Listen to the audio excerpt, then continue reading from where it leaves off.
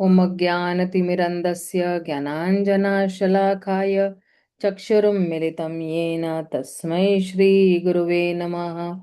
श्रीचैतन्यमनोभीष्टं स्थापितं येन भूतले स्वयं रूप कदा मह्यं ददाति स्वपदान्तिकं। नमो विष्णुपदाय कृष्णपृष्ठाय भूतले श्रीमते भक्तिवेदांत स्वामिनिति नामिने। नमस्ते सरस्वते देवे गौरवाणी प्रचारिणे निर्विशेष शून्यवादी पाश्चात देश तारिणे। जय श्री कृष्ण चैतन्य प्रभु नित्यानंद श्री अद्वैत गदाधर श्रीवासादि गौर भक्त वृंद। हरे कृष्णा कृष्णा कृष्णा हरे हरे, हरे राम हरे राम राम राम हरे हरे। तो आप सभी का स्वागत है। थैंक यू सो मच, आप इतने उत्साह से आप ज्वाइन कर रहे हो। आज तो हम लोग थोड़ा जरा एकादशी पे चर्चा करने वाले थे, क्योंकि कल जो एकादशी आ रही है वो है योगिनी एकादशी। और ये योगिनी एकादशी बहुत ही पवित्र एकादशी, हालांकि हर कोई एकादशी जो है वो बहुत ही पवित्र है, लेकिन ये योगिनी एकादशी की भी अपना एक सिग्निफिकेंस है, अपना एक एक स्टोरी है। तो योगिनी एकादशी से पहले हम लोग ये चर्चा करेंगे कि ये एकादशी का जन्म कैसे हुआ था ना। तो जब भगवान ने सृष्टि का निर्माण किया था, तब उन्होंने चर अचर यानी moving non moving living entities को बनाया हुआ था। जो पांच जो है एलिमेंट से बने हुए हैं, पृथ्वी जल वायु आकाश से। और उनको पनिश करने के लिए ना, सजा देने के लिए भी जो है उन्होंने एक पाप पुरुष को भी जो है अपने ही शरीर से जो है उन्होंने उनकी रचना की, पाप पुरुष की। और ये जो पाप पुरुष है उसके जितने भी अलग अलग शरीर के जितने भी अंग है, वो पूरा उनका कंस्ट्रक्शन जो है वो अलग अलग पाप कार्य से बना हुआ था। जैसे उनका जो सर है वो किस तरह से बना, अगर किसी ने कोई ब्राह्मण की हत्या कर दी है तो उससे उत्पन्न हुआ। और अगर किसी ने अगर शराब पी हुई है तो फिर जो है उसकी दोनों आंखें जो है ऐसे बनी हुई है। शराब, अगर बहुत ज्यादा शराब पीता है तो वो भी पाप कार्य है, तो उसकी आंखें शराब पीने से बने। और अगर कोई किसी ने किसी का सोना लूटा हुआ या चोरी किया हुआ है तो फिर जो है उसकी जो मुंह है उससे बना हुआ था। उसके कान जो है वो अवैध स्त्री संग या पुरुष संग या अपने गुरु की पत्नी के साथ अवैध संबंध बनाने के लिए इस तरह से बना। और उनका जो नाक है वो कैसे बना, अगर कोई अपनी पत्नी की हत्या करता है तो उस तरह से उसका नाक। तो अगर देखा जाए तो अलग अलग पाप कार्य, जैसे मान लो कि गाय की हत्या करना, या फिर बहुत सारा धन चोरी करके इकट्ठा करना, या कोई अगर स्त्री अबॉर्शन कर देती है, या कोई अगर पुरुष जो है अपनी पत्नी के साथ संबंध न बना के दूसरी की पत्नी के साथ संबंध बनाता है, या फिर जो है कोई अपने रिश्तेदार की का मर्डर कर देता है। आजकल तो ये सब चल ही रहा है, राइट। और जो है कभी कभी ऐसे होता है कि कई लोग जो अपने ही जो लोग लोग अपने पे निर्भर होते हैं या डिपेंडेंट होते हैं उनका भी मर्डर कर देते हैं। जैसे अगर फादर है तो फादर बच्चों का मर्डर कर देते हैं, या वाइफ का मर्डर कर देते हैं, इस तरह से जो डिपेंडेंट है। और जो है कभी कभी जो है कई लोग अपने गुरु को भी बड़ा बोलते हैं ना कि ऑफेंड करते हैं या अपराध करते हैं उनके प्रति, या कोई अपनी बेटी को बेच देता है, या जो है कोई अपने पिता को मार देता है। इस तरह से ये जो पाप पुरुष है ये अलग अलग बोलते हैं ना कि हॉरिबल पाप कर्म करके करते करते हुए जो है इसका शरीर बना हुआ है। और इसका जो कलर है वो जो है वो एकदम काला कलर, और आंखें ऐसी पीली पीली ऐसे। और जो कोई भी जो है अगर कोई पाप करता है तो उस पे ना बहुत घोर कहते हैं ना कि दुख उस व्यक्ति के ऊपर जो है, एक सेकेंड, दुख जो है उस पर डालता है। अब जब भगवान ने इस पाप पुरुष की रचना की, तो वो सोचने लगे कि अरे मैं तो जो हूँ सृष्टि का रचयिता हूँ, और मैं जो हूँ सुख और दुख का भी रचयिता मैं ही हूँ जीवात्माओं के लिए। तो क्योंकि मैंने ये पाप पुरुष को जन्म दिया हुआ है, या मैंने इसको रचा हुआ है, जो सबको जो है वो जो अगर कोई अगर पाप करता है, या कोई अगर जो है चोरी करता है, डकैती करता है, या कोई भी पाप करता है, तो अब मुझे एक ऐसा व्यक्ति की रचना करनी पड़ेगी जो इस पाप पुरुष को भी कंट्रोल कर सके।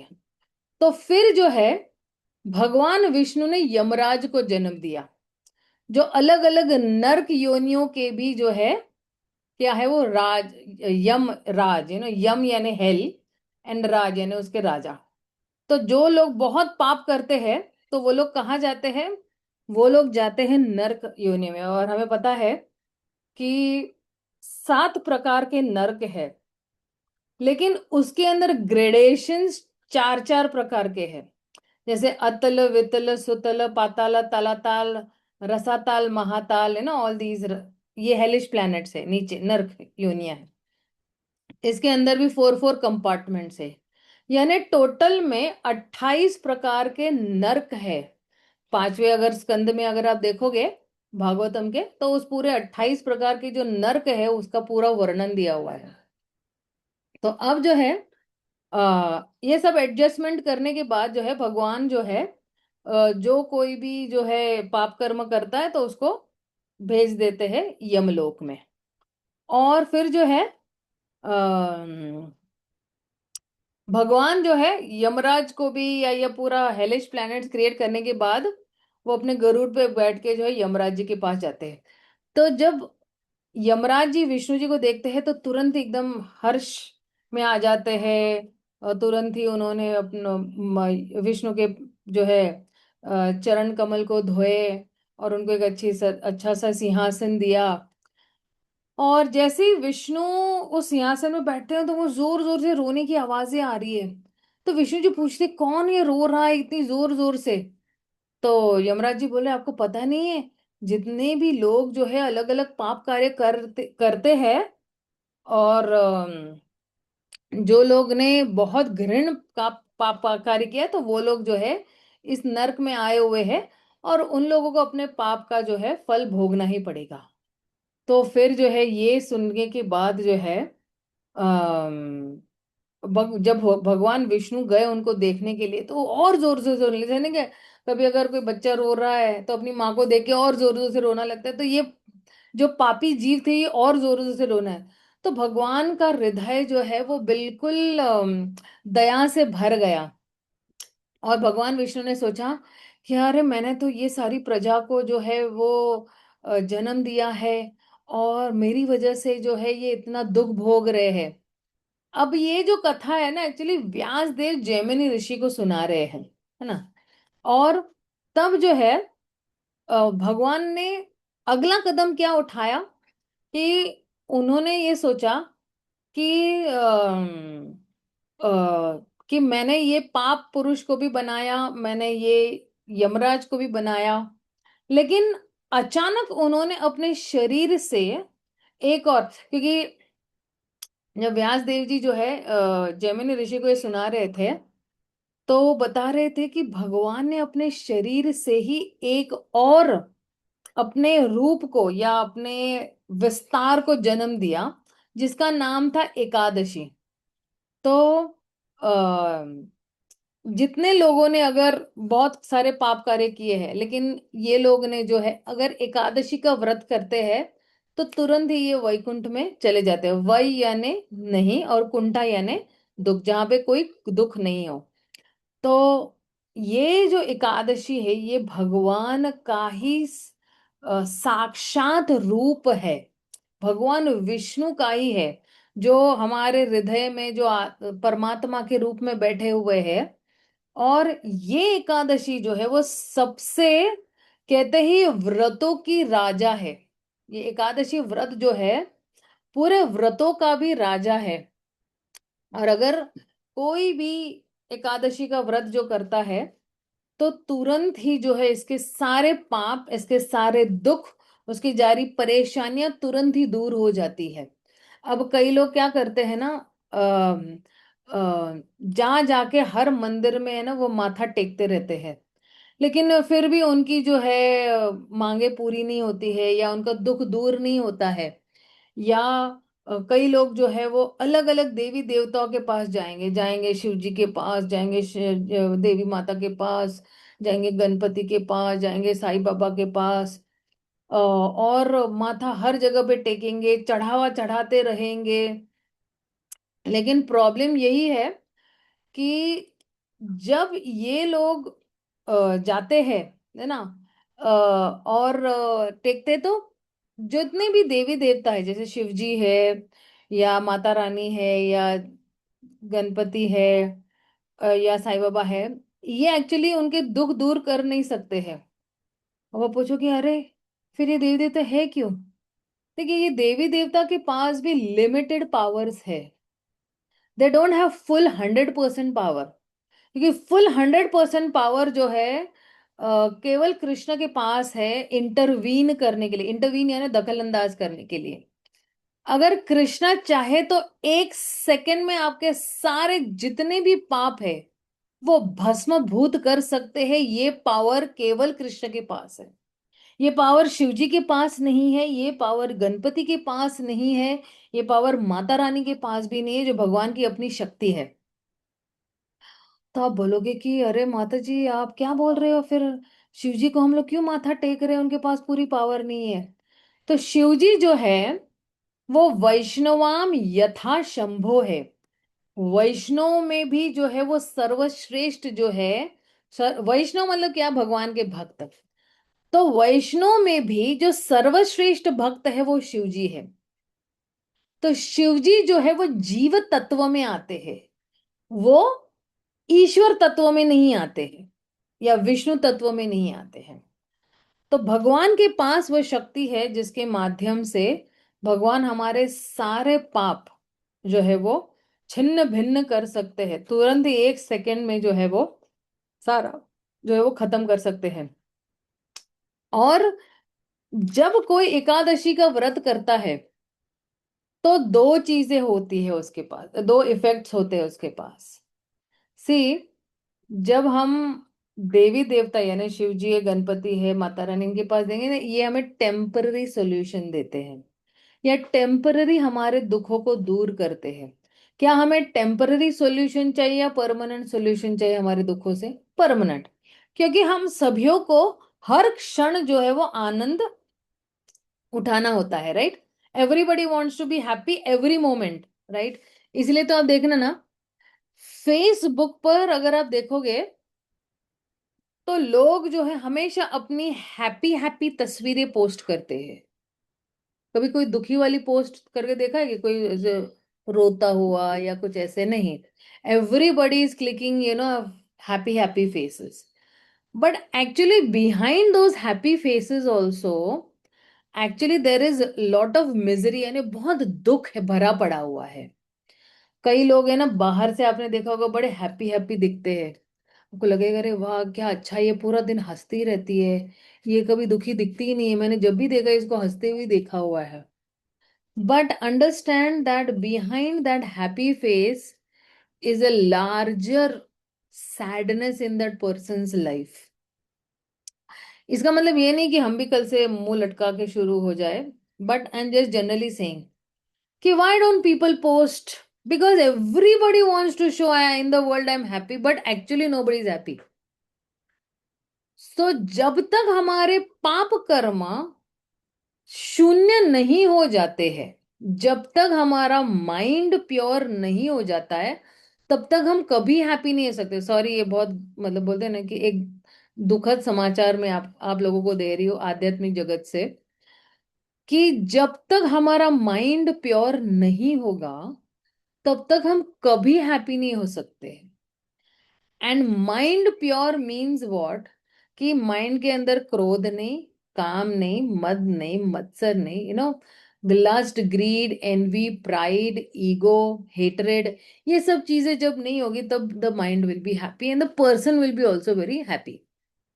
अब कोई जब एकादशी का व्रत करता है तो तुरंत ही जो है उसके पास जो है मतलब कहते हैं ना कि तुरंत ही जो है उसके सारे पाप कर्म जो है वो कट जाते हैं, और तुरंत ही जो है उसको दूसरा इफेक्ट यही है कि उसको भगवान के प्रति जो है प्रेम जागृत होता है। अगर कोई एकादशी का व्रत करता है तो दो चीजें होती है, पाप कर्म जो है वो खत्म हो जाते हैं, और भगवान के लिए उस व्यक्ति के लिए प्रेम जागृत होता है जिसके साथ उस व्यक्ति का एक शाश्वत संबंध है, परमानेंट संबंध है। राइट। तो आप अगर परमानेंट व्यक्ति के साथ जुड़ोगे तो आपको ये जो है ना टेम्पररी हैप्पीनेस, टेम्पररी सैडनेस नहीं मिलेगा, दुख सुख नहीं मिलेगा, आपको परमानेंट शुद्ध आनंद मिलेगा। ठीक है। तो अब जो है अम, अ, जब एकादशी का व्रत शुरू हो गया, मतलब लोगों ने एकादशी का व्रत शुरू करना शुरू किया, तो अरे धड़ाधड़ लोग वैकुंठ जाने लगे। तो ये जो है तो देखा कि भगवान खुश हो गए थे कि चलो सब लोग जो है वो अभी नर्क से बाहर निकल रहे क्योंकि एकादशी का जन्म हो गया है ना। लेकिन अब जो है ये जो पाप पुरुष जो है वो बेचारा दुखी हो गया। बोला कि अरे मैं आप ही का पुत्र हूँ, मैं आप ही की जो है प्रजा हूँ, और मेरे माध्यम से ही आप सभी को दुख दे रहे थे, जो जितने पापी लोग हैं उनको दुख मिलने ही वाला है। लेकिन अब ये एकादशी बीच में आ गई है और फिर जो है मैं एकदम नष्ट हो चुका हूँ। अगर मैं नष्ट हो गया तो ये जो आपके पार्ट एंड पार्सल है, जो जीव है, जो आपके अंश है, जिन्होंने ये भौतिक शरीर प्राप्त किया हुआ है, तो ये तो उनको तो मुक्ति मिल जाएगी और ये तो सब वैकुंठ चले जाएंगे। और यहाँ पे अगर हर कोई वैकुंठ चला गया तो यहाँ पे इस धरती पे आपके कार्य कौन करेगा? तो यहाँ पे और फिर आप भी अगर धरती पे आते हो तो आप किनके लिए अपनी लीलाएं करोगे? सोचो, भगवान जब आते हैं तो परित्राणाय साधूनाम विनाशाय च दुष्कृता, इन्हें साधुओं को आनंद देने के लिए आते हैं और दुष्टों का संहार करने के लिए आते हैं, उनको मारने के लिए आते हैं। प्राइमरीली साधुओं को आनंद देने के लिए आते हैं, मेन उद्देश्य भगवान का यही है। अगर राक्षसों को तो क्या बैठे बैठे पलक झपकाते, अगर भगवान सृष्टि का निर्माण कर सकते हैं, पूरी सृष्टि का, पूरे ब्रह्मांड का निर्माण कर सकते हैं, तो पलक झपकाते तो राक्षसों को तो यूं ही छुट्टी कर सकते भगवान। लेकिन आते हैं साधुओं को आनंद देने के लिए। और साधु भी इसलिए आते हैं कि जितने भी पापी जीव है, साधु जब अपना संग देते हैं उन पापी जीवों को, तो वो पापी जीव भी पवित्र हो जाते हैं, इसलिए साधु भी आते हैं। ठीक है। तो ये पाप पुरुष जरा टेंशन में आ गया, फिर भगवान से थोड़ी याचना करने लगा। तो फिर जो है कहने लगा कि आप कृपया मुझे इस एकादशी के भय से मुझे आप जो है मुक्त कीजिएगा, है ना। जिससे कोई भी जो है कोई भी पुण्य कार्य मुझे जो है वो बांध नहीं सकता है। क्योंकि जो है केवल ये एकादशी जो है यही मेरे मार्ग का रोड़ा है। तो कहते हैं कि एकादशी के डर से जो है मैंने अलग अलग प्राणियों में या इंसानों में या पेड़ों में या पौधों में या पहाड़ों में मैंने जो है वो शरण शरण ले ली, गंधर्वों में भी शरण ले ली हुई है। तो कह रहे हैं कि मेरे पास एक भी ऐसी जगह नहीं है कि जहां से मैं एकादशी के भय से मुक्त रहूं, तो आप मुझे प्लीज हेल्प कीजिएगा। तो इसके बाद जो है पाप पुरुष की याचना सुन के या रिक्वेस्ट सुन के जो है भगवान बोलते हैं कि ठीक है तुम ना टेंशन मत लो, तुम जो है तुम्हें शोक करने की कोई जरूरत नहीं है, तुम सिर्फ सुनो कि तुम कहाँ रह सकते हो। कहते हैं कि एकादशी वाले दिन पे, है ना, आप जो है जितने भी अनाज है उसमें तुम शरण ले सकते हो, और तुम्हें अभी चिंता करने की जरूरत नहीं है, क्योंकि मेरा ये जो रूप है एकादशी के रूप में अभी तुम्हें सताएगा नहीं। अब एकादशी वाले दिन कोई भी अगर चावल खाता है, गेहूं खाता है, या तूर दाल, ये जितनी भी दालें होती है या जितने भी जो ना दो हिस्सों में टूट जाती है, राइट। तो ये सब चीजों में पाप पुरुष जो है वो वहां पे जाके एंटर करता है। अब जैसे ही कोई एकादशी वाले दिन पे अनाज खाता है, अब कोई एक भी ये भी क्वेश्चन कर सकता है कि माता जी अभी तक तो हम लोग को पता ही नहीं था, बचपन से हम लोग तो अनाज एकादशी वाले दिन खाते आ रहे हैं, अब हमें क्या करना चाहिए? मतलब हम तो जा रहे हैं नर्क में। लेकिन नहीं, इसमें ये है शास्त्र में कि अगर हम अबोध है, अबोध यानी इनोसेंट है, लेकिन अगर पता चलने के बाद भी अगर हम अन्न खाते हैं तो एकादशी वाले दिन यही सोचो कि हर निवाले में हम पाप खा रहे हैं। I am eating sin on every morsel that I am picking up, है ना।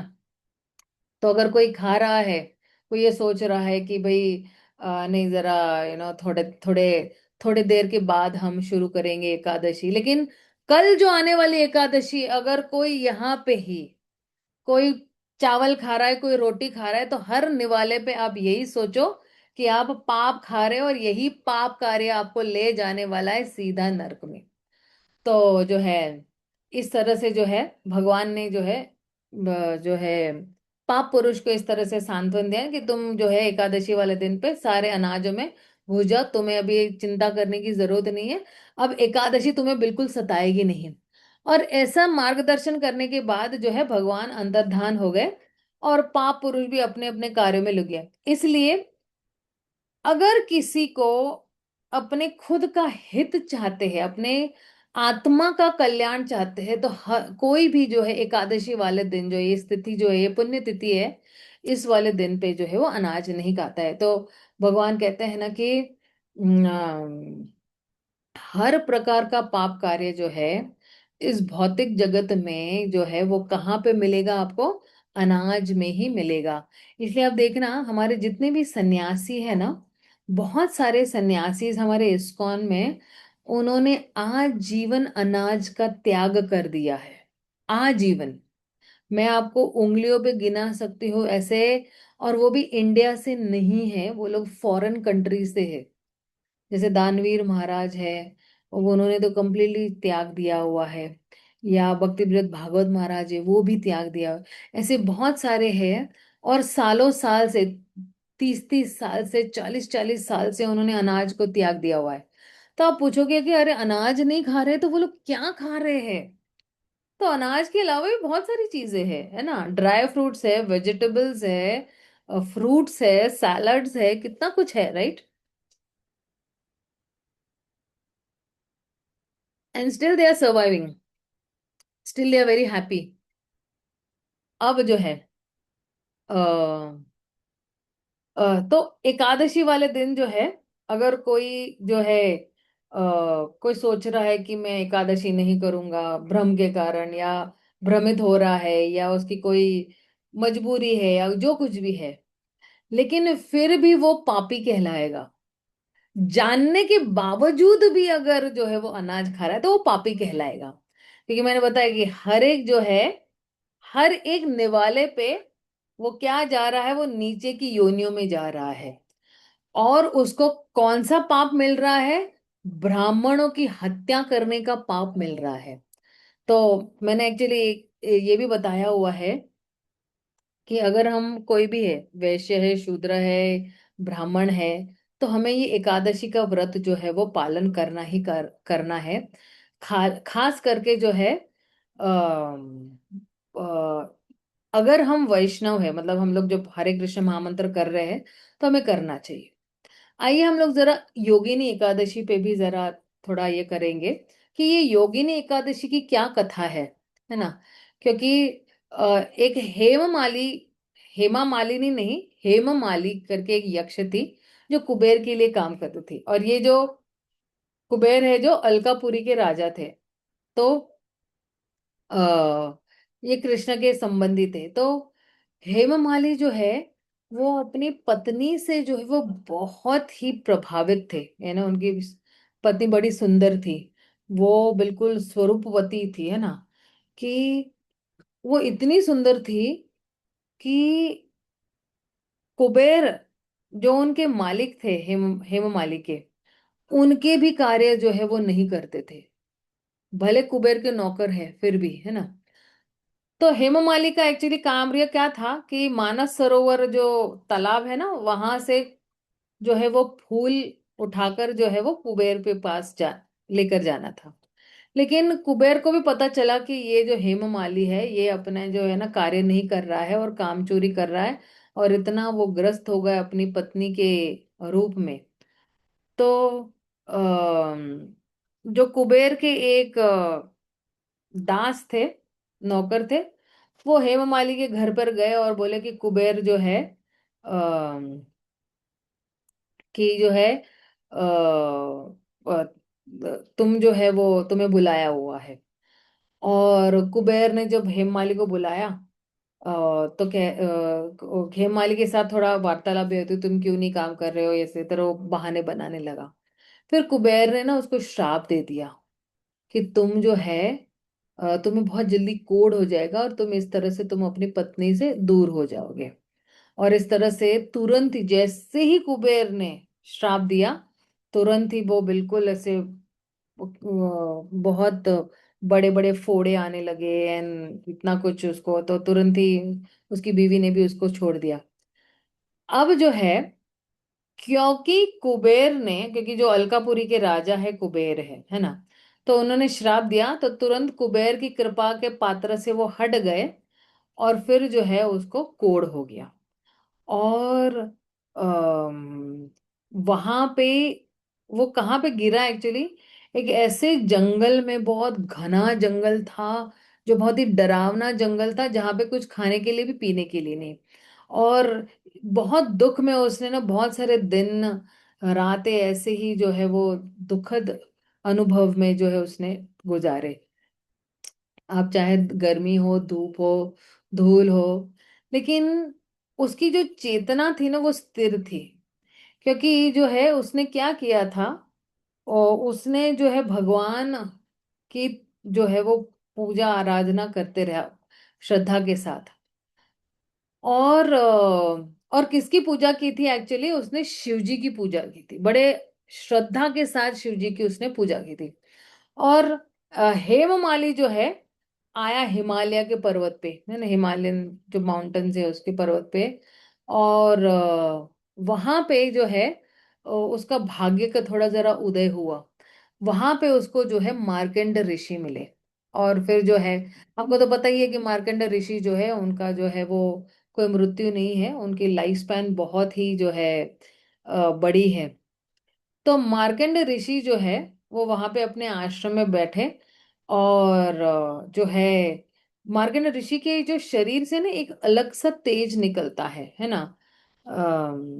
ऐसे लगता था कि मार्कंड ऋषि नहीं, स्वयं ब्रह्मा जी बैठे हुए, मतलब तुलना ब्रह्मा जी की तरफ है। और हेमा मालिनी जो है वो बहुत ही ऐसे ऐसे लगा कि थोड़ा जरा नॉटी हो गया। और उसने जो है दंडोत प्रणाम किया इनको, मार्कंड ऋषि को, और उन्होंने प्रार्थना करना शुरू किया कि हे भगवान, ये आपने कौन से सारे पाप कार्य किए हुए हैं, और कि तुम्हें जो है इतना कुछ भयानक जो है पाप करना पड़ा, या आपका जो है रूप इस तरह से है, या जो है हालांकि मार्कंड ऋषि है ना, मार्कंड ऋषि हमेशा दूसरों के दुखों से बहुत कंसर्न्ड थे। उनकी उनका लालन पालन के लिए बहुत कंसर्न थे। और फिर जो है ये जो हेमा मालिनी था, तो ये ऐसी बड़बड़ाने लगा मार्कंड ऋषि के सामने। लेकिन मार्कंड ऋषि जो है उन्होंने देखा कि अरे ये कोड़ी है, उसको बोला तुम इधर आओ। तो उस कोड़ी को मार्कंड ऋषि ने कहा कि तुम्हें इस अगर कोड़ से छुटकारा पाना है, तो तुम जो है वो योगिनी एकादशी का व्रत करो, है ना। तो ये योगिनी एकादशी जो है, जब हेमा मालिनी ने इस योगिनी एकादशी पे व्रत रखा, क्योंकि ये एक्चुअली आप देखें ना, ये आषाढ़ पक्ष में आता है ना। तो ये आषाढ़ कृष्ण एकादशी भी कहते हैं, है ना। तो फिर जो है तुरंत ही जैसे ही उसने ये व्रत रखा, दूसरे ही दिन तुरंत ही उसको अपने कोर्ट से सारा छुटकारा मिल गया, और फिर से वो एक यक्ष के रूप में फिर उसको अपना जन्म मिला। और फिर से जो है उसने अपनी पत्नी से शादी किया, और वो वहां पे जो है अच्छी तरह से रहने लगा।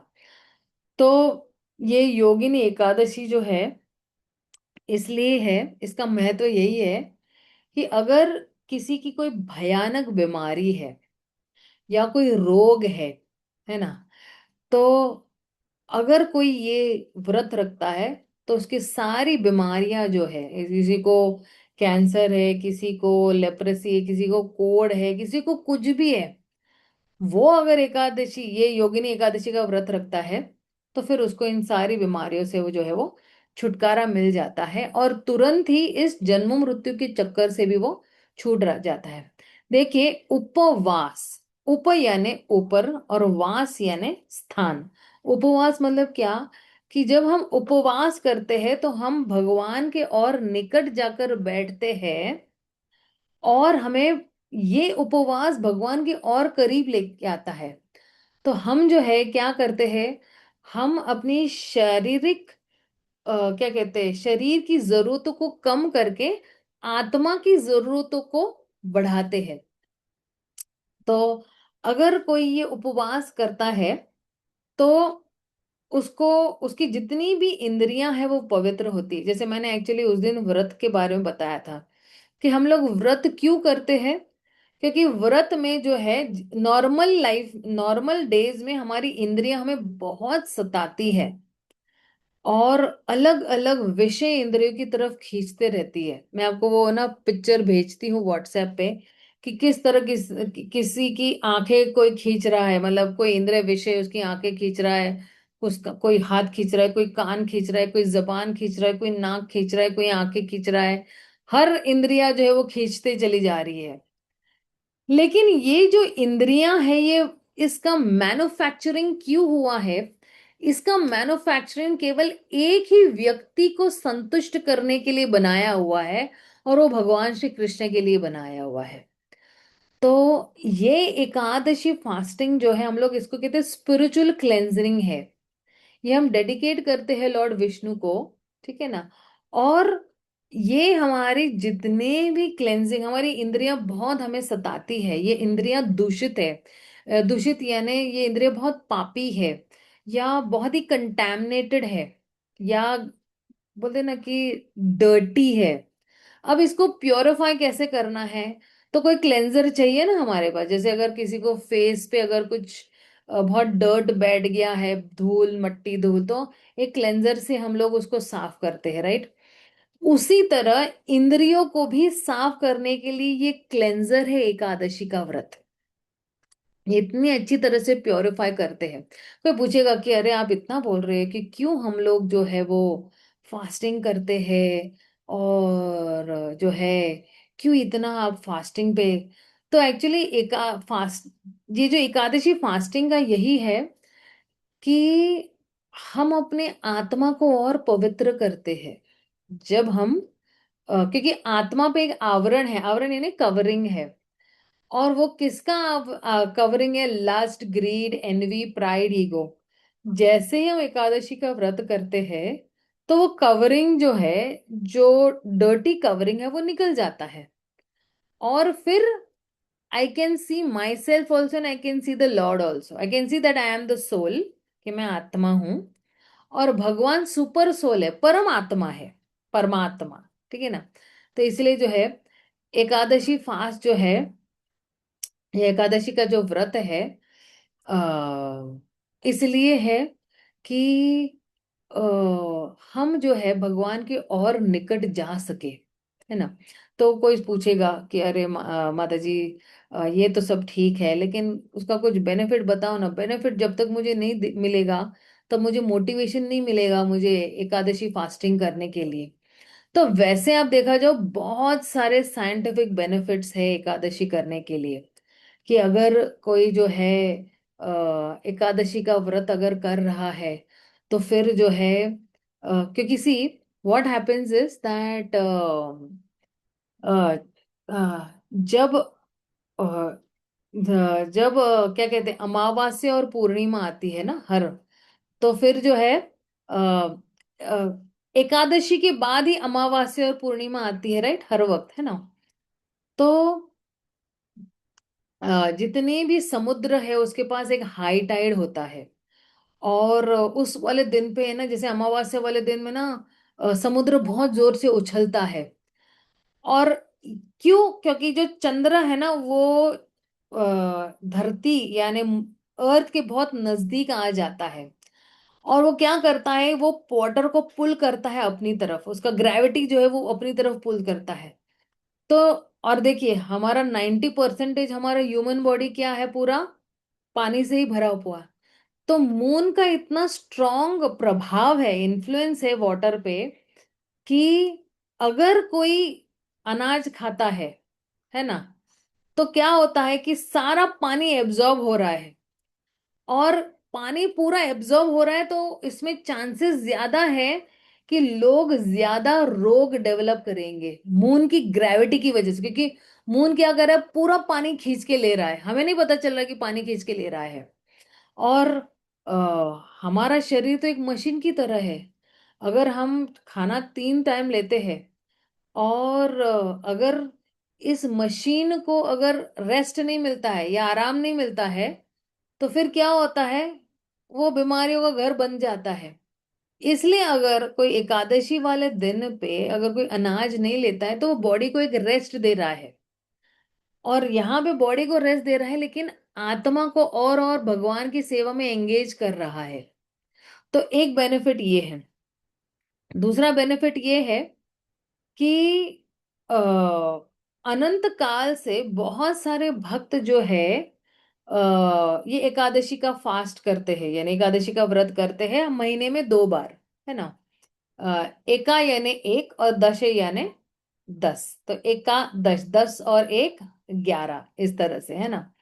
तो रिसर्चर्स ने भी क्या बोला है कि यहाँ पे जो एयर प्रेशर जो है हमारे इस पृथ्वी पे जो है, वो तुरंत ही चेंज हो जाता है ना। अ, पूर्णिमा वाले दिन भी और अमावस्या वाले दिन पे भी। क्यों? क्योंकि जितने भी हमारे ग्रह है ना, जैसे सूर्य है, चंद्र है ना, तो उनका जो डिस्टेंस ऑफ ट्रैवलिंग है ना, क्योंकि देखो, जब 24 आवर्स कंप्लीट होते हैं, तो one entire rotation of the earth हो जाता है ना, पूरा एक रोटेशन हो जाता है। सन तो स्टेटिक है, लेकिन अर्थ मूव होते रहता है। तो अब जो है ये जो प्रेशर है हमारे वातावरण में, तो बहुत जल्दी चेंज भी हो जाता है। और इसलिए जो है अमावस्या वाले दिन पे जो है सारे लहरें इतने हाई पे होते हैं कि सारा जो प्रेशर जो है वो सारा कहाँ पे हो रहा है, वो सारा समुद्र में हो रहा है। और इसलिए जो है कहते हैं कि अ, एकादशी वाले दिन पे अगर कोई भी फास्ट करता है, तो फिर जो है वो अनाज पुल नहीं, अनाज से पानी को पुल नहीं कर पाएगा, क्योंकि हमने कुछ दिया ही नहीं, तो फिर वो कुछ हो ही नहीं पाएगा। वो moon will not be able to pull water, यानी चंद्र जो है हमारे बॉडी से कोई भी पानी वो खींच नहीं सकेगा। और इसलिए जो है एकादशी फास्टिंग पे जो है वो अच्छा रहता है, पूरा मतलब डिटॉक्स हो जाता है। पंचकर्मा में भी ये कहा गया है कि अगर एकादशी वाले दिन पे कोई निर्जल करता है, बिना पानी के अगर कोई करता है, तो पूरा अपना पंचकर्मा अपने आप ही एक दिन में हो जाता है। वैसे पंचकर्मा के लिए 5 दिन लगते हैं या 7 दिन लगते हैं, लेकिन ये तो एक ही दिन में आपका पूरा detoxification and complete cleansing of the body हो जाता है।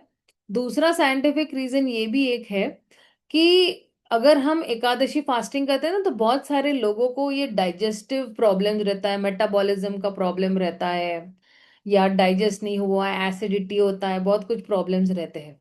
तो ये भी प्रॉब्लम नहीं होगा, हमारा गट हेल्थ अच्छा रहता है, डाइजेस्टिव एंजाइम्स अच्छे रहते हैं, हमारा न्यूट्रिएंट एब्जॉर्प्शन भी अच्छा रहता है, एक बैलेंस्ड मेटाबॉलिज्म रहता है। कई लोग ने अब देखो, कई लोग बहुत कम खाते हैं, कई लोग बहुत ज्यादा खाते हैं, राइट।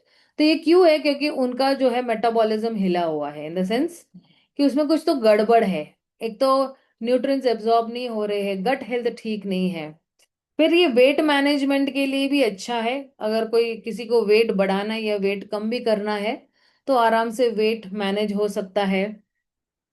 और हमारे इम्यून सिस्टम के लिए भी बहुत अच्छा है कि एक ब्रेक जब हम लेते हैं ना, कांस्टेंट डाइजेशन डाइजेशन डाइजेशन, लेकिन हम अगर आराम देते हैं हमारे पेट को, तो फिर जो है हमारी बीमारियां भी कम हो जाती, क्योंकि मैंने बताया पंचकर्मा हो रहा है। तो हम अगर शरीर को खुराक ही नहीं दे रहे हैं, अन्न ही नहीं दे रहे उस वाले दिन पे, तो फिर जो है हमारी जितनी भी बीमारियां है वो ठीक हो जाएगी। कई लोगों को बहुत बड़ी बड़ी बीमारियां है, वो भी ठीक हो गई है। अब ये तो हो गया साइंटिफिक, व्हाट यू से, क्या कहते हैं, साइंटिफिक बेनिफिट्स है। Let's see some spiritual benefits also.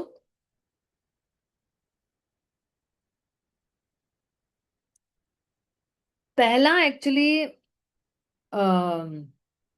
Spiritual benefit यही है कि जब हम व्रत करते हैं तो हमारा मन और आत्मा दोनों शांत हो जाते हैं।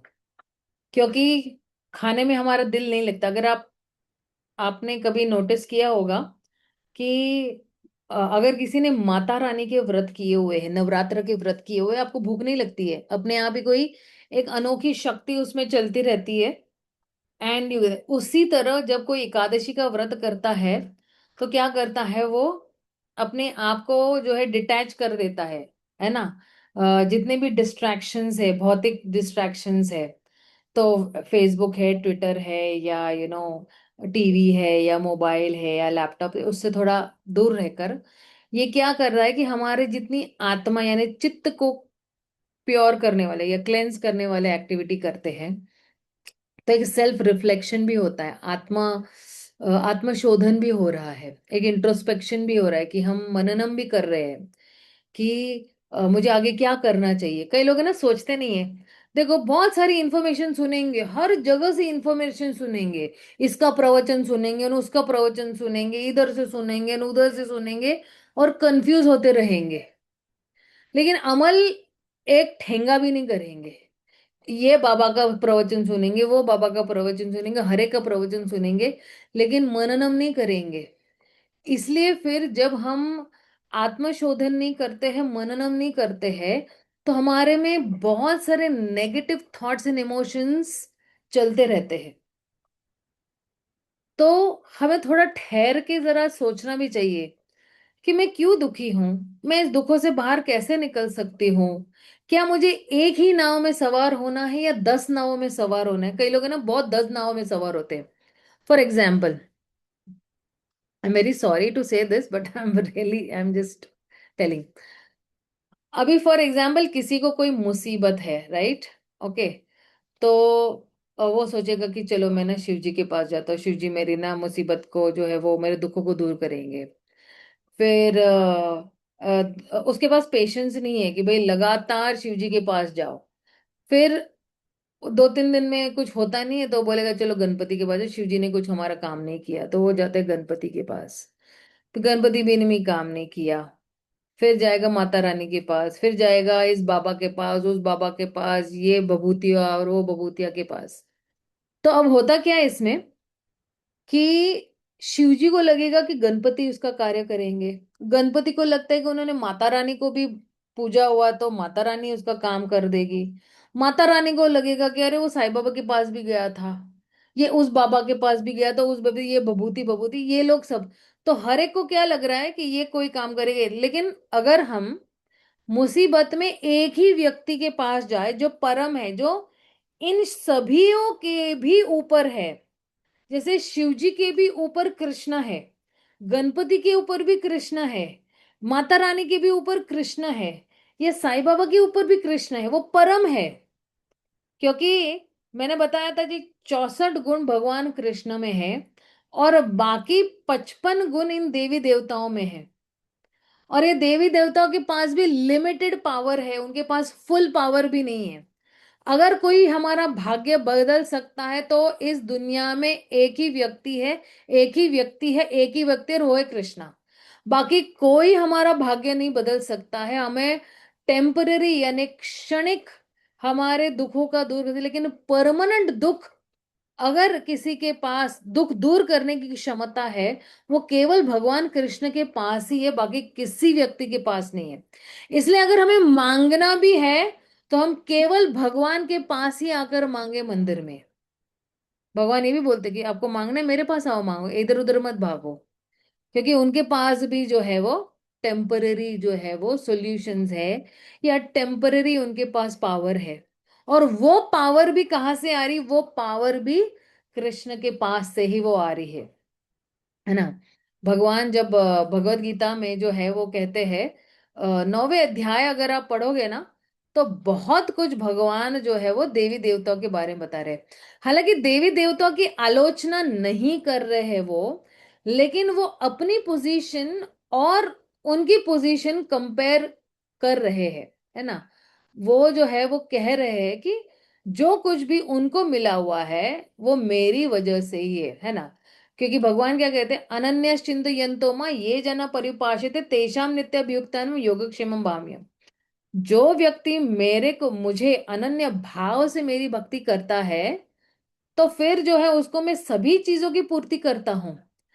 लेकिन फिर अगले श्लोक में क्या है थे, ये अपि अन्य देवता भक्त यजन्ते श्रद्धयान्विता ते अपि मामेव कौन्तेय यजन्ति अविधि पूर्वकम।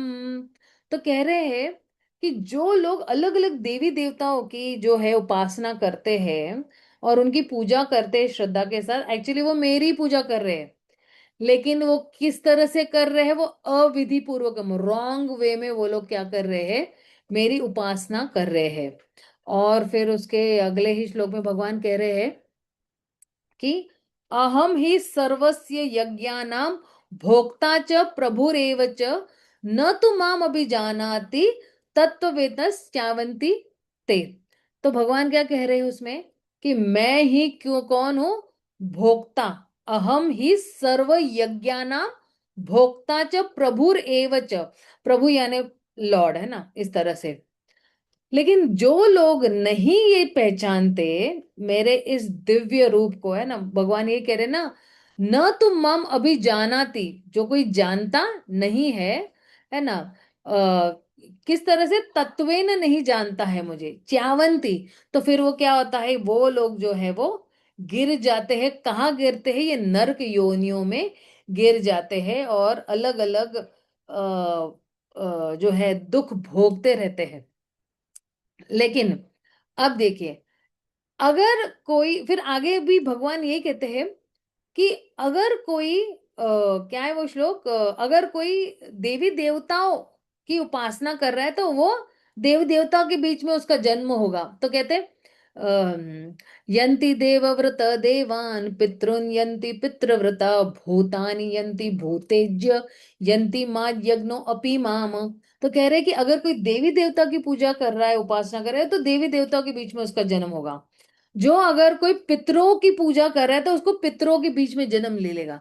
जो अगर भूत प्रेतों की, है ना, उपासना करे तो उसको भूत प्रेतों के बीच में ही जन्म मिलेगा। लेकिन जो कोई भी मेरी उपासना करे, यद मद यज्ञो अपि माम, है ना, जो मेरी उपासना कर रहा है, मेरा यज्ञ कर रहा है, मुझे पूजा कर रहा है, तो वो मेरे साथ ही रहे। कई लोगों को ने क्या, चंद्र पे जाना है और सूर्य पे भी जाना है, तो वो उधर जाएंगे उधर। तो भगवान यही कह रहे हैं। और फिर जो है भगवान कह रहे हैं आप जो कुछ भी किसी को अर्पण करो आप उधर चले जाओगे। लेकिन आप सोचिए ना, 9वें अध्याय में भगवान ने हमें से क्या मांगा था? पत्रम पुष्पम फलम तोयम, है ना। और यद करोसी यद अस्नासी यद जुहोसी, तुम्हें जो कुछ भी करना है, जो कुछ भी खाना है, जो कुछ भी अर्पण करना है, जो कुछ भी तपस्या करना है, तुम मेरे लिए करो, मुझे को ही अर्पण करो।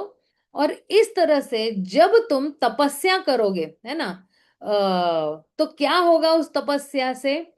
तो भगवान जो है, आई थिंक इट्स 28 श्लोका, इससे ही सेइंग दैट शुभाशुभम फलेम एवं मोक्ष कर्मा बंधने संन्यास योग युक्तात्मा विमुक्तो मामा विमुक्तो माम उपश्यसि। तो कह रहे हैं कि इस तरह से जो है तुम कर्मों के चक्कर से जो है वो छूट जाओगे, है ना। और पाप पुण्य के चक्कर, अब बोलोगे अरे पाप से भी छूट जाओगे और पुण्य से भी छूट जाओगे, मैं तो पुण्य कमाने के लिए आई हूं मंदिर में। लेकिन जब हम पुण्य करते हैं तो उसको भी एक रिजल्ट भोगना पड़ता है हम लोगों को। और वो पुण्य का जो रिजल्ट रहता है वो टेम्पररी रहता है। अगर मान लो फॉर एग्जाम्पल मैंने बहुत अच्छा पुण्य किया है तो मुझे स्वर्ग लोक की प्राप्ति होगी। लेकिन स्वर्ग लोक भी टेम्पररी है और वहां के लोग भी टेम्पररी है। तो मेरे अगर पुण्य जब खत्म हो जाते हैं तो क्षीणे पुण्य मर्त्य लोक का, यानी मर्त्य लोक यानी भूलोक पे मुझे इस धरती पे वापस आना पड़ेगा। तो भगवान यही कह रहे हैं कि संन्यास योग युक्त आत्मा, संन्यास योग युक्त आत्मा मतलब क्या, कि तुम जो है तुम तुम्हारा जो मन है वो मेरे पे विमुक्त माम उपेश्यसी। तुम्हारा जो मन है युक्त आत्मा, तुम्हारा मन जो है बिल्कुल फिक्स्ड रखो मेरे पे। और फिर इस तरह से तुम मुक्त हो जाओगे और मेरे पास फिर आओगे। तो भगवान इस तरह से जो है, अब कोई सोचेगा कि हम भगवान के पास क्यों जाए भाई, हम तो शिव जी के भी पास जा सकते हैं, हम तो इधर भी जा सकते, उधर भी जा सकते, देवी देवताओं के पास भी जा सकते, माता रानी के पास जाएंगे हम, जो है वो कार्तिकेय के पास जाएंगे, गणपति के पास जाएंगे। लेकिन भगवान क्या कह रहे हैं, मेरे पास आने के बाद क्या होता है या मेरे पास क्यों आना चाहिए, is giving the reason also. तो भगवान कहते हैं समोहम सर्वभूतेषु न मे द्वेषोस्ति न प्रिय, ये भजन्ति तु माम भक्त्या मयि ते तेषु चाम अपि हम। तो भगवान कह रहे हैं कि मैं जो हूं मैं किसी से ईर्ष्या नहीं करता हूं, मैं पार्शल भी नहीं हूं, है ना। मैं सभी के लिए समान हूं। और जो कोई भी मेरी सेवा करता है ना, भक्ति भावना से, तो वो मेरा मित्र है, वो मुझ में है और मैं उसमें हूं। He is my friend and I am his friend, he lives in me and I live in him. वो मेरे में रहता है और मैं उसमें रहता हूं। इसलिए हमें भगवान के पास जाना चाहिए। और भगवान इतने दयालु कृपालु है कि अगर कोई पापी से पापी व्यक्ति भी होता है, इसलिए भगवान ना कहते हैं ना, अपि चेतु सुदुराचारो भजन्ते माम अनन्य भाग। कितने भी पाप हमने किए हुए हैं, लेकिन हम भजन्ते माम यानी भगवान, हम उनका भजन कर रहे हैं अनन्य भाग से। अनन्य भाग मीन्स व्हाट, अनन्य भाव से अगर हम कर रहे हैं ना, विदाउट डिविएशन, राइट, विचलित न हुए बगैर। विचलित होना मतलब क्या, कि अरे बहुत साल हुए मैंने ना कृष्ण की भक्ति मिली, कुछ तो प्राप्त नहीं हुआ, चल अभी जरा इधर भटक के आता हूँ, उधर भटक के ये बाबा के पास जाओ, ये साधु के पास जाओ, इसके पास नहीं। कोई अगर बोलते हैं ना कि आई am the loyal dog of Krishna, है ना, एक अगर कुत्ता भी होता है ना तो वो अपने मालिक में बहुत वफादारी दिखाता है। सो इसीलिए तो हम कंठी पहनते हैं। I am declaring to the world that I am a loyal dog of Krishna, I have a master. अब देखना, किसी और के लिए जो है क्यों कंठी नहीं है, केवल कृष्ण के लिए ही तुलसी की कंठी है। which means that we belong to Krishna, we don't belong to anybody else। केवल हमें भगवान कृष्ण की ही जो है वो आराधना करनी चाहिए। तो इसलिए भगवान कह रहे हैं कि कोई कितना भी पापी हो, वो फिर भी जो अगर मेरी अनन्य भावना से यानी विदाउट डिविएशन जो है या अनन्य भाग से अगर कोई मेरी पूजा आराधना कर रहा है, बोलते हैं ना कि क्या कहते हैं कि क्या कहते हैं वो क्या है, सम्यक व्यवस्थितो, व्यवस्थितो मीन्स डिटर्मिनेशन के साथ अगर कोई जो है वो भज रहा है, तो फिर जो है वो पूर्ण अपनी स्थिति में स्थित है। और भगवान कहते हैं कि वो तुरंत ही जो है उसको शांति मिलेगी। अब देखिए, हम तो आए ही एक शांति की खोज में, हर एक का किस ना कुछ चल रहा है ना, क्लेश घर में या ऑफिस में या कॉलेज में या स्कूल में या रिलेशनशिप में। तो भगवान क्या कह रहे, क्षिप्रम भवति धर्मात्मा स्वचस्व शांतिम निगच्छति। तो भगवान कह रहे हैं शस्व शांति, शस्व, शस्व means what, he gets, actually it is शाश्वत शांतिम निगच्छति, उसको लास्टिंग पीस मिलेगा, मतलब परमानेंट शांति मिलेगी उसको। और then Krishna is telling Arjuna, तू जाके डिक्लेयर कर, ये भगवान ने वचन दिया हुआ है कि मेरा भक्त जे न में भक्त्या प्रणश्यति, मेरे भक्त का कभी नाश नहीं होगा। You go and declare. अभी कोई सोच सकता है कि क्यों भगवान ने अर्जुन को बोला जाके डिक्लेयर कर, भगवान खुद भी तो डिक्लेयर कर सकते हैं।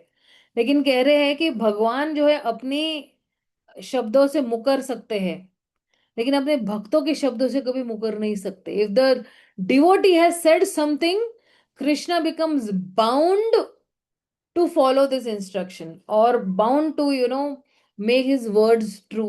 सो इसलिए जो है भगवान कह रहे हैं कि ये जो कोई भी व्यक्ति जो है मुझे भजता है, राइट। तो हम लोग एक्चुअली जो है इसीलिए हमें जो है केवल जो है भगवान कृष्ण पर ही ज्यादा फोकस इसलिए करना चाहिए कि हमारा जो परमानेंट कनेक्शन है वो भगवान कृष्ण के साथ ही है। Okay, one more spiritual benefit ये भी है कि एकादशी वाले दिन पे है ना, जितने भी देवी देवता है वो हमें आशीर्वाद देते हैं। अरे वाह वाह, अच्छा, आप भगवान की जो है वो और अच्छी तरह से सेवा करो, पूजा करो अच्छी तरह से, वो हमें आशीर्वाद से एवरी डे भी हमें देवी देवता आशीर्वाद देते हैं ना।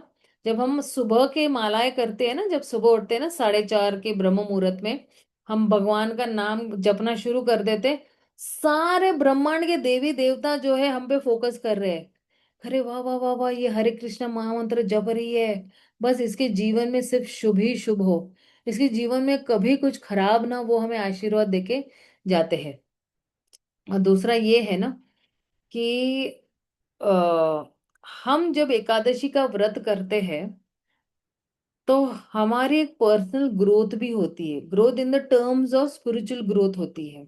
हम सेल्फ डिसिप्लिन्ड भी हो जाते हैं, थोड़ा रिस्ट्रेंट भी हो जाते हैं, और वॉलेंट्री हम लोग कुछ चीजें त्यागते हैं तो हमारे सेंसेस भी कंट्रोल हो जाते हैं, डिजायर्स भी कंट्रोल। नहीं तो अदरवाइज क्या हो जाता है ना, हमारा विल पावर इतना वीक रहता है। See, will power is the symptom of the soul. तो जब हम विल पावर यूज करते हैं, मतलब समझो हमारे आत्मा ने डिसीजन लिया हुआ है कि आज मेरे मुंह को ताला लगना ही लगना है, एकादशी वाले दिन पे बिल्कुल अनाज नहीं खाना है।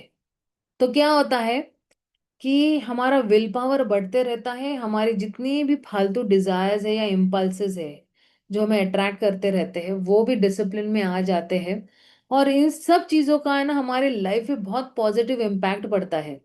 Everything starts with very small, so हमारा मेंटल हेल्थ भी कितना अच्छा, मेंटल क्लैरिटी हमको मिलती है, फोकस मिलता है हम लोगों को, सेल्फ अवेयर भी हो जाता है कि नहीं नहीं मुझे जो है सेल्फ अवेयर होना है, माइंडफुलनेस आ जाता है हम लोगों को कि नहीं, ना मैं जो कुछ भी करूंगी ना, हम बहुत अपने कभी कभी ना हम इमोशंस को कंट्रोल नहीं कर सकते। If you see now outside, आपने कितना कुछ अभी ये हफ्ते में या पिछले हफ्तों में न्यूज में देख लिया है कि father killing the daughters and the daughter killing the father, ये सारे इमोशंस कंट्रोल में नहीं है, they are not aware only, mindful नहीं, बोलते हैं ना कि बिल्कुल माइंड आउट हो गया है उनका। So it helps us to give him an emotional control also, है ना, सेल्फ अवेयर भी करवाता है, इमोशनल क्लेंजिंग भी हो जाता है। इमोशनल क्लेंजिंग मतलब क्या, कि हम इमोशनली बहुत हील हो जाते हैं। Emotional healing means we know that I am dependent on Krishna, and Krishna is there for me, whatever the whole world me, पूरा जग मुझे त्याग देगा, एक व्यक्ति मुझे इस जिंदगी में कभी भी त्यागेंगे नहीं, क्योंकि वो 24/7 मेरे साथ ही है, परमात्मा के रूप में मेरे हृदय में बैठे हुए हैं। सो दिस स्ट्रेंथ ऑल्सो हमें मिलेगा, हमारा विल पावर भी, रेजिलियंस भी जो है वो हमारा इंक्रीज हो जाएगा। And these are some of the very wonderful benefits of doing Ekadashi, so who will not like to do Ekadashi? कौन होगा वो मूर्ख व्यक्ति जो एकादशी नहीं करना चाहेगा, इतने सारे बेनिफिट सुनने के बावजूद भी। सो ना, how to do Ekadashi fast, ये भी जरा थोड़ा हम लोग जरा देख लेते हैं, कि अगर हमें एकादशी फास्टिंग करनी है तो there are three types of fasting, actually 3 to 4 types of fasting है कि किस तरह से आप फास्टिंग कर सकते हो, है ना। तो एक तो जो है, we should always advise even pregnant women, and they should do, खा पी के फास्टिंग करना चाहिए। जैसे देखिए, एकादशी वाले दिन हम कुट्टू, सामा चावल, राजगिरा है, राइट, फिर साबूदाना है। कई लोग साबूदाना नहीं खाते, but sabudana is still allowed, right. फिर शकरकंदी है, लौकी है, घिया है, घिया लौकी एक ही है, पंपकिन है, फिर पटेटोज है, फ्रेंच फ्राइज करके खाओ। अगर आपने साबूदाना खिचड़ी बना के खा ले तो पूरा दिन भूख नहीं लगती, एक्चुअली एकदम हेल्दी हेल्दी रहते हो।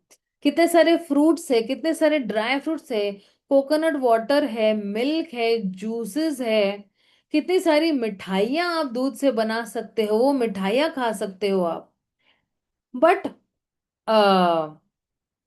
जो बहुत ही डिटरमाइंड है ना, दृढ़ व्रत है, तो फिर जो है पहला फास्टिंग जो है वो निर्जल करो भाई, कुछ भी पानी भी नहीं पीना है, एक बूंद पानी भी नहीं पीना है। लेकिन अगर आपको ऐसे लगता है कि नहीं नहीं नहीं कर सकते, तो आप फ्रूट्स एंड मिल्क पे भी कर सकते हैं। फ्रूट्स एंड मिल्क पे भी अगर नहीं कर सकते हो, तो फिर जो है आप ये साबूदाना खिचड़ी है, कुट्टू की पूरी है, आलू की सब्जी है, फिर ये जो मूंगफली है ना, इसको बॉईल करके भी खा सकते हो आप, राइट। खीरा है, टमाटर है, कितनी सारी चीजें हैं आप खा सकते हो। और जो है एकादशी वाले दिन पे मांस नहीं खाना है, मच्छी नहीं खाना है, अनाज नहीं खाना है, शराब नहीं पीना है, चाय भी नहीं पीनी है, कॉफी भी नहीं पीनी है। ओके, चाय, कॉफी, शराब, नॉनवेज, अनाज, मछली, ये सब बिल्कुल भी नहीं खाना है। और जो है अम, इस वाले दिन पे ना वायलेंस भी नहीं करना है। वायलेंस मतलब क्या, किसी का बुरा बोलना, या किसी की निंदा करना, या चुगली करना, या गेम्स खेलना, या पॉलिटिक्स करना, गेम्स खेलना, पॉलिटिक्स, या झूठ बोलना, ठीक है ना। तो एकादशी वाले दिन पे बहुत सारी चीजें होती है, जैसे पनीर भी आप लोग बना के खा सकते हो, मखाने हैं, सिंगाड़े का आटा है, कुट्टू का आटा है, राजगिरे का आटा है ना। तो कितनी सारी वैरायटी है। मुझे याद है, मैं और मेरी सिस्टर ना, हम लोग वेट करते थे कि किस कब दिन जो है वो एकादशी का दिन आएगा। और मेरी मम्मी ने प्रॉपर फीस्टिंग बनाती थी, लिटरली इट्स लाइक 7 8 आइटम्स बना देती थी एकादशी वाले दिन। और उसके अंदर वो जो चिप्स होती है, वो हम लोग घर में ही बनाते ना, आलू की चिप्स होती है। तो मेरी मम्मी एवरी समर वेकेशन में वो आलू को वो कद्दूकस करके उसको सुखा देती थी, या आलू की पतली पतली स्लाइसेस स्लैश करके वो उसको सुखा देती थी, तो हम लोग चिप्स खाते थे। मूंगफली को थोड़ा और तल के हमको दे देती थी, या मखाने के अंदर ड्राई फ्रूट्स डाल के देती थी। We used to feel feasting. तो कितना कुछ है ना, इसे फीस्ट ही लगता था। एंड मेरी मम्मी अगर स्कूल टाइम है तो बता देती थी कि किसी के टिफिन में खाना नहीं है, उनको बोल देना है कि हमारा व्रत है। And like that we also have done, मतलब इतना फीस्टिंग जैसे लगता था हम लोगों को कि हाँ हाँ हाँ हाँ, एकादशी कब आएगी। मतलब 4 5 दिन पहले ही हम लोग पूछते थे, मम्मी एकादशी कब आएगी, एकादशी कब आएगी। So Ekadashi you should think it is feasting day. और उसके साथ साथ हमें अपनी मालाएं भी बढ़ानी है। तो सी, हमारा टारगेट है 16 माला पे आना। लेकिन हर एकादशी को अगर बढ़ाते तो ठीक है, लेकिन महीने की में एक एकादशी कोई भी लेप चुन लो, तो 1 1 मंथ में अगर एक एक माला आप एकादशी वाले दिन बढ़ाते हैं तो बहुत अच्छा है। 16 माला तक बहुत जल्दी पहुंच जाएंगे, गुरु की शरण में बहुत जल्दी मिल जाएगी। नहीं तो अगर गुरु की शरण नहीं मिलती है तो हम इस भौतिक संसार में सिर्फ अटके लटके और भटके रहेंगे। गुरु के बगैर गति नहीं है। गुरु जो है वही हमें गति देंगे, गति यानी फाइनल डेस्टिनेशन हमें गुरु की वजह से ही हमें मिलेगा। वरना इस भौतिक संसार में पूरा दुखों से भरा पड़ा हुआ है, दुख ही दुख भोगते रहेंगे हम लोग।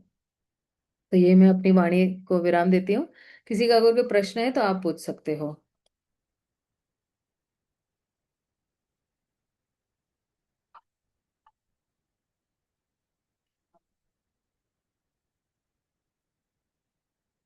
किसी का कोई प्रश्न है क्या?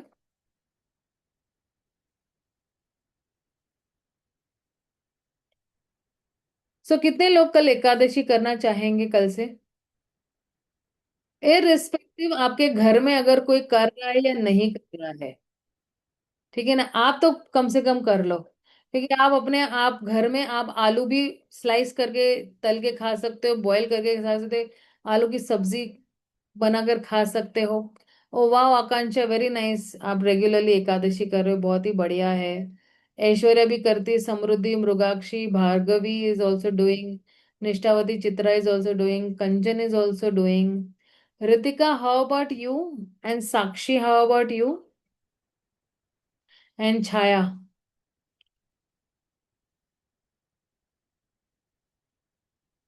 आप लोग भी कोशिश कर सकते हो कल एकादशी करने के लिए, ठीक है ना? यस माता जी, मैं करने वाली हूँ एकादशी। यस, एवरी मैं भी तो एकादशी। माता जी, मम्मी ने कहा नवरात्रि से रखेंगे। हाँ बेटा। नवरात्रि से रखेंगे मम्मी ने कहा। नवरात्रि से क्यों, कब तक? तब तक तो कितने सारे पाप डोल लोगे आप अपने आप पर ही। कितने सारे पाप डोल लोगे हम अपने आप पे। कल अनाज खाया मतलब पाप ही खा रहे हो। फिर हमारे दुखों से निवारण कैसे आएगा हम लोगों को? राइट। और एकादशी शुरू करने के लिए कोई शुभ मुहूर्त नहीं होता है। जिस दिन जिस एकादशी से आप शुरू करते हो वही शुभ होती है। एकादशी शुरू होने का कोई शुभ मुहूर्त नहीं होता है। जहां से आपने शुरू किया वहीं से शुरू कर सकते हो आप, है ना? नहीं तो कल निवाला खाएंगे और सोचेंगे अरे मैं पाप खा रही हूँ। निवाला भी नीचे नहीं जाएगा, गले के हलक से नीचे नहीं जाएगा, बोलेंगे अरे पाप खा रहे, पाप खा रहे। तो इससे अच्छा तो व्रत ही कर लो, खा पी के व्रत कर लो। नवरात्र का जैसे व्रत रखते हो वैसे व्रत रख लो खा पी के, है ना? जी। हम्म। और देखिए, अगर कोई ना बोलता है ना तो हम लोग शास्त्रों के हिसाब से बोल रहे हैं, हम कुछ अपना मन गढ़ंत नहीं बोलते हैं यहाँ पे।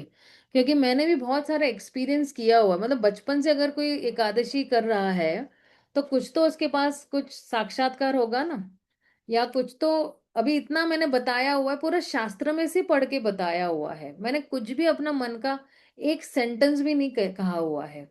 जो गुरु साधु और शास्त्र ने कहा है मैं वही रिपीट करती हूँ, क्योंकि मेरे पास अपनी इंटेलिजेंस बुद्धि नहीं है। मेरी जो इंटेलिजेंस है वो गुरु साधु शास्त्र ही है। तो शास्त्र में कहा गया है कि कहीं से भी आप शुरू कर सकते हो एकादशी। कोई भी एकादशी से आप एकादशी करना शुरू कर सकते हो, है ना? कई लोग आप जैसे बोल रहे हो कि अरे नवरात्र से, अरे नवरात्र तक तो कितनी सारी एकादशी, मतलब हर एकादशी में हम लोग क्या पाप ही खाते रहेंगे क्या? वो निवाला भी नहीं जाएगा नीचे से, गले के नीचे नहीं जाएगा एकादशी करने के लिए, ठीक है ना? तो किसी का और कोई प्रश्न है क्या? ठीक है, हम लोग यही विराम देते हैं। योगिनी एकादशी की जय, शिल प्रभुपाद की जय, गौर भक्त वृंद की जय। हरे कृष्णा, हरि बोल।